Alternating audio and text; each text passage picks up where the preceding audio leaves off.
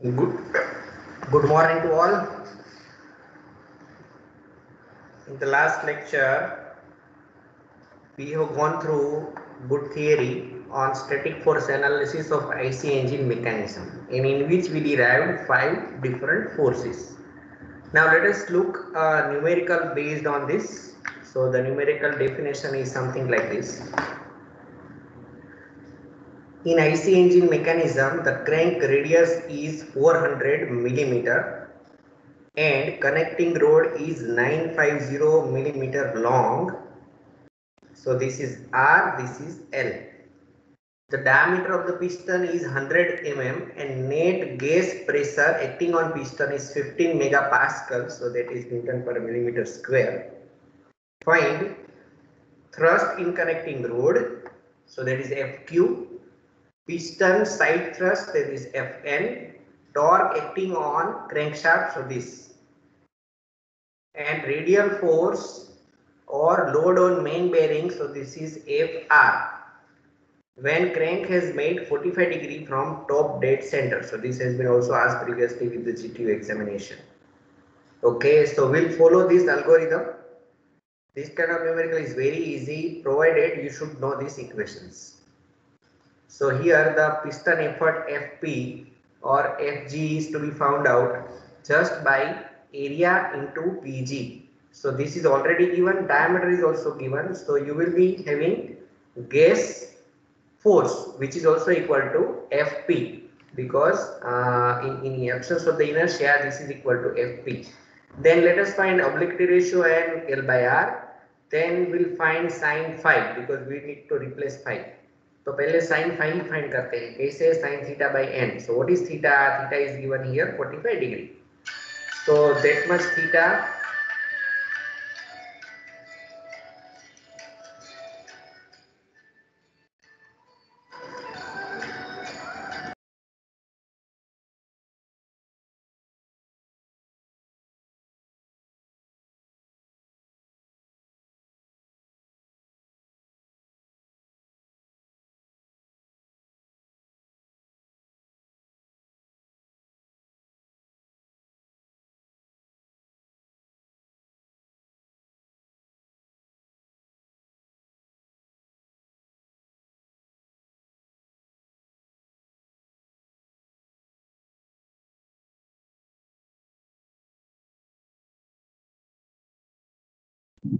Sir mike mute છે.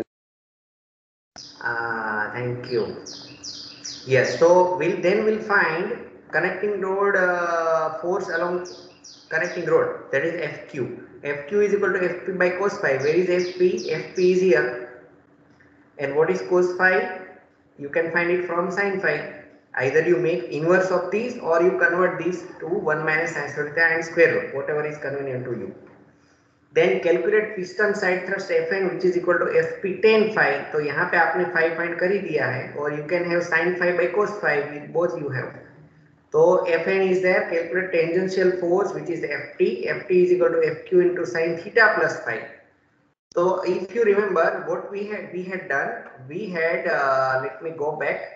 While deriving this, what we did, we expanded this and then replaced. Instead of this, if you have theta separately, if you have phi separately, then directly put here and you can find Ft which is taken here. So this is easier way. Fq is equal to sin theta plus phi. Phi यहाँ पे आ गया, theta तो पहले से दिया था, तो दोनों को मिला ले तो आपका हो गया यहाँ पे Fq.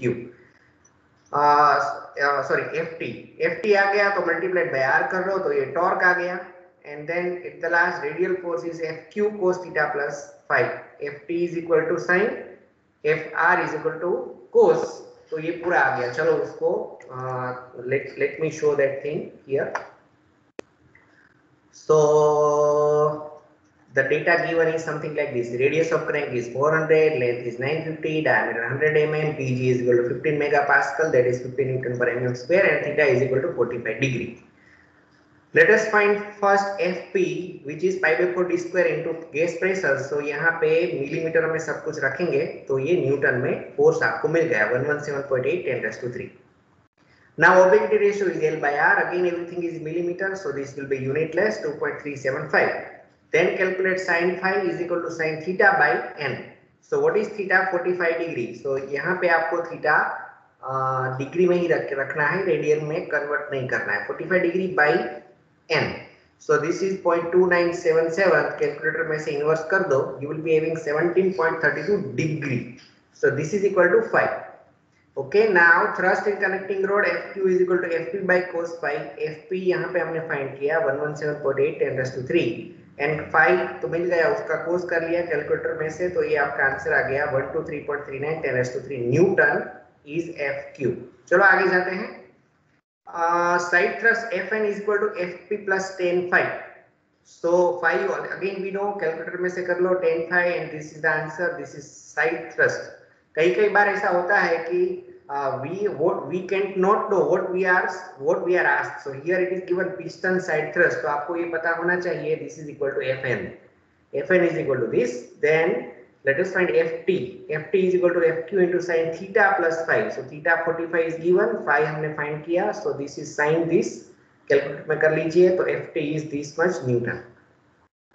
Then calculate torque acting on the crankshaft is simple FT into R. तो R मिलीमीटर में लिया है, तो अगर यहाँ पे मिलीमीटर में लिया है तो उसको मीटर में कन्वर्ट करना है, तो 10 raised to -3. तो यहाँ पे 10 raised to 6 था, तो यहाँ पे हो गया 3. So newton into metre. And then last FR is equal to FQ cos theta plus phi. So again 45 plus this and cos function, multiply it, and this is your radial force which is acting on bearing. Very easy. Okay, so these kind of numericals are often asked. So let us move further for our theory. So now before we are going for the dynamic analysis, we have to go through two simple theories. So हमें अभी क्या करना, अभी so far what we did, we made a dynamic static analysis without considering weight of connecting rod. तो अभी हमें connecting rod का weight consider करके आगे बढ़ना है. उसके पहले एक इक्विवेलेंट डायनामिक सिस्टम ऐसा एक टॉपिक पढ़ लेते हैं. Now see, in actual practice many a time it happens that we need to split one rigid body into two separate body M1 and M2. Again let me revise. In many times we need to split one rigid body of mass M into two separate body M1 and M2. But यहाँ पे division करना है, वो ऐसे करना है कि still the system before and after remain same और से equivalent. So we want, because it is equivalent dynamically, means it is not equal by just M1 plus M2 is equal to M, but there are other certain situations. तो उसको हम बोलेंगे dynamic equivalent system. कैसे करें? So there are certain situations, let us go through that. To replace the rigid body by two masses placed at fixed distance in such a way that first these three conditions should be fulfilled, then the system can be said equivalent dynamic system. अगर आप ये तीन condition कर सकते हो, then you can do it. So condition number 1, the sum of their masses is equal to the total mass of the body. कि उसका पहले का जो वेट था m और बाद का M1 M2, तो M1 M2 दोनों को मिला ले तो पहले जितना हो जाएगा जो यहाँ पे इक्वेशन 1 में मैथमेटिकली बताया है, यहाँ पे वर्ड में है. So if I want to write this condition number 1 into mathematics, it will be something like this, M1 plus M2 is equal to M. Okay good. चलो second condition, the centre of gravity of the two masses coincides with that of the body. Means आपका centre of gravity change होना चाहिए नहीं, पहले जहाँ पे centre of gravity था उसके बाद भी वहां पे रहना चाहिए.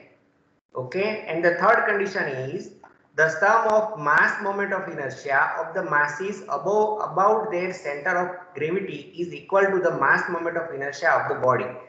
पहले इसका जो इनर्शिया था अबाउट इट्स ऑन CG, तो बाद में अपने अपने CG के आसपास अगर हम फाइंड करें तो वो भी सेम रहना चाहिए. If these three conditions are fulfilled, then you can say the system is dynamically equivalent. Okay, let me again revise. What is the need of these? Yes, many time it will be needed. तो अभी अब हमें जरूरत पड़ेगी. अभी हमें क्या जरूरत पड़ेगी कि कनेक्टिंग रोड को हम स्प्लिट करेंगे, तो उसके मास को दो भाग में डिवाइड करना है. तो कैसे डिवाइड करना है? तो ऐसे करेंगे. पहले और बाद का सम सेम होना चाहिए. चलो M1 M2 is after M is first. So mathematically आ गया कंडीशन नंबर 1. दूसरा ये है कि पहले और फिर में CG में चेंज नहीं होना चाहिए. तो वो कैसे करें? तो आप यहाँ पे देखिए, if you can do M1 L1 is equal to M2 L2, तो आपकी कंडीशन नंबर 2 भी फुलफिल हो जाएगी. This is just a mathematical representation of condition number 2. अच्छा, कंडीशन नंबर थ्री क्या है, तो मास moment of inertia of the masses, पहले जो उसका सीजी के आसपास मास मोमेंट ऑफ इनर्शिया था वो बाद में भी वही रहना चाहिए अबाउट देयर इंडिविजुअल मासेस। तो कैसे रिप्रेजेंट करें, तो m1 l1 स्क्वायर, अरे सर आपने ये तो नहीं बताया कि l क्या है, तो ये पहला हम ये देख लेते हैं। चलो, मास ऑफ द बॉडी पहले स्प्लिट करने से पहले उसका कितना मास है m, and kg is radius of gyration about it's on centre of gravity g के आसपास। What is M1 and M2? M1 and M2 are two masses which form a dynamical equivalent system. We are separating this bigger mass M into two separate M1 and M2. So M1 is mass 1, M2 is another mass. Now what is L1? L1 is the distance of mass M1 from G. अगर आपने M1 कर दिया है M का, तो वो कितने distance के ऊपर है with respect to what? CG के, पहले जो CG था, that is L1. Similarly, the distance of another mass M2 with respect to the CG of the rigid body, it is L2. अगर ये है और L is the total distance, L1 plus L2 कर ले तो L हो जाएगा। तो हम यहाँ पे ये लिख सकते हैं कि M1 plus M2 is equal to M, condition number 1, M1 into L1 is equal to M2 into L2, कि M1 तो L1 से मल्टीप्लाई कर दो और M2 को L2 से मल्टीप्लाई कर दो, तो before and after CG change नहीं होने वाला। सेकंड कंडीशन आ गई। अच्छा, तीसरी कंडीशन में क्या है कि इसका मास मोमेंट ऑफ इनर्शिया निकालो, तो ये हो गया mk स्क्वायर kg स्क्वायर। अच्छा, इसका निकालो तो ये हो गया m1 l1 स्क्वायर, तो ये cg के आसपास रखना है, अपने cg के आसपास नहीं। So it will B m1 plus l1 square. इसका cg किस कहाँ पे फाइंड करें, मोमेंट ऑफ इनर्शिया, तो अबाउट g, तो कौन से डिस्टेंस पे लगा हुआ है, l2 जितना, तो ये होगा m2 l2 स्क्वायर। ठीक है, if you can have these three condition, then you can say the system is dynamically equivalent। एक न्यूमेरिकल लेंगे, उससे आपको बिल्कुल समझ में आ जाएगा। चलो आगे बढ़ते हैं। अभी ये तीन इक्वेशन में से कोई एक इक्वेशन अगर हो सकता है कि एक ही का फॉलो करे, तो ये बाकी तीनों का फॉलो नहीं करना है, तो कर सकते हैं, हाँ चलो कर सकते हैं। तो हम क्या करना है, m1 m2 की वैल्यूज को रिप्लेस करते हैं। तो इक्वेशन नंबर 1 और 2 में से m1 is m minus m2, और यहाँ पे आप m1 is equal to something you can write। तो ये तीसरे इक्वेशन में अगर आप रख देते हो m1 is l2m, l1 plus l2, m2 is equal to l1m, l1 plus l2, you know, यहाँ पे रख दिया, तो अगर you can see you can have something common।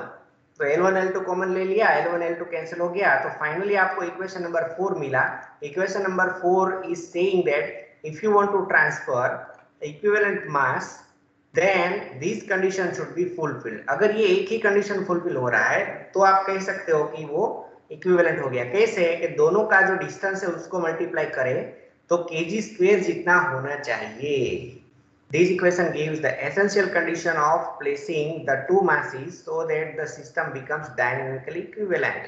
The distance of one of the masses, either L1 or L2, ये suffix में है, is arbitrarily chosen and the other distance is obtained from equation number 4.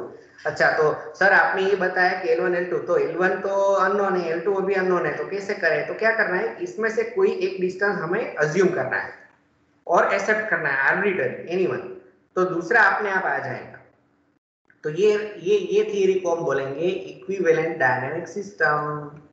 Okay, चलो यही system को graphically define करते हैं, यही system को ग्राफिकली हम डिफाइन करते हैं।